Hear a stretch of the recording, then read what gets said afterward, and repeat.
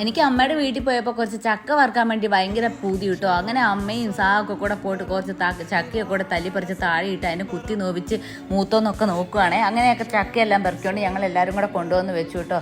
2-3 ചക്കയൊക്കെ പറിച്ചിട്ടു കേട്ടോ. കുറേ വറുത്തോണ്ട് പോകാമല്ലോ എന്ന് വിചാരിച്ചുകൊണ്ട് അങ്ങനെ അമ്മയാണെങ്കിൽ ഇതേ കോടാലിക്കൊക്കെ വെട്ടി മുറിക്കുന്നുണ്ട്.